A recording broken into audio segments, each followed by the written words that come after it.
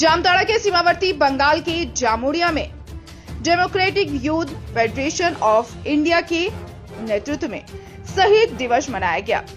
कार्यक्रम में बड़ी संख्या में युवाओं और स्थानीय लोगों की भागीदारी रही। कार्यक्रम को संबोधित करते हुए DYFI के सचिव अरुणाभ मुखर्जी, जाकिर अंसारी और विकास यादव ने संबोधित किया।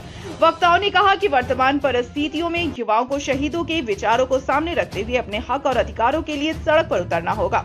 शोषण, बेरोजगारी और बढ़ती असमानता के खिलाफ एकजुट संघर्ष का आह्वान किया गया। वक्ताओं ने शहीदों को याद करते हुए कहा कि आज देश को सांप्रदायिक ताकतों से बचाने की जिम्मेवारी युवाओं पर है। कहा कि मात्र 23 वर्ष की उम्र में शहीदों ने देश के लिए अपने प्राण न्यौछावर कर दिए थे। आज के युवाओं को भी अपने अधिकारों और भविष्य की रक्षा के लिए एकजुट होकर सांप्रदायिकता के खिलाफ खड़ा होना होगा। कार्यक्रम के दौरान पूरे जामुरिया में शहीदों के नारों से माहौल गूंज उठा। उपस्थित लोगों ने शहीदों के आदर्शों पर चलने और अन्याय के खिलाफ संघर्ष जारी रखने का संकल्प लिया। इस दौरान कॉमरेड मुकर्रम अंसारी, महेंद्र गो, प्रशांत बावरी, रचना दास, राधेश्याम केवट, भूषण कोल, मुजीब अंसारी आदि मौजूद थे। আপনার 24 তারিখে ভগৎ সিং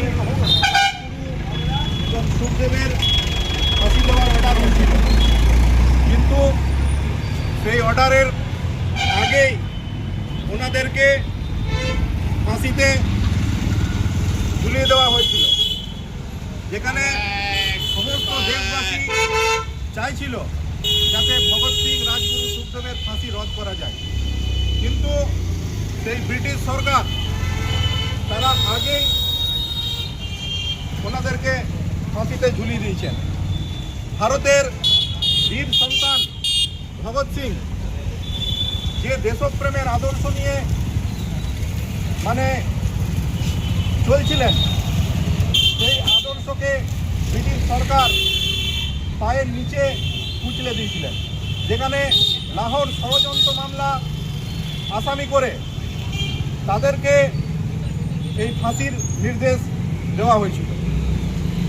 আপনারা দেখেছেন ভগৎ সিং যে ইনকলাব জিন্দাবাদ, এবং আমাদেরও স্লোগান ছিল ইনকলাব জিন্দাবাদ, ভগৎ সিংও ইনকলাব জিন্দাবাদ এই ধ্বনি তুলেছিলেন।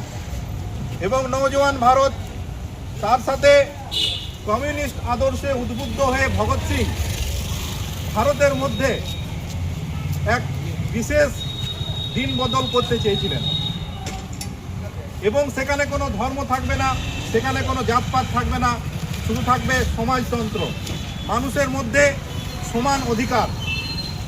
এবং আমরা ব্রিটিশকে পরাজিত করেছি। নেতাজিও এই দেশপ্রেমের আদর্শে উদ্বুদ্ধ হয়ে আমাদের দেশকে স্বাধীন করিয়েছিলেন। কিন্তু স্বাধীনতার পরেও আমরা এখন দেখতে পাচ্ছি জাতের নামে, ধর্মের নামে ভারতকে একটা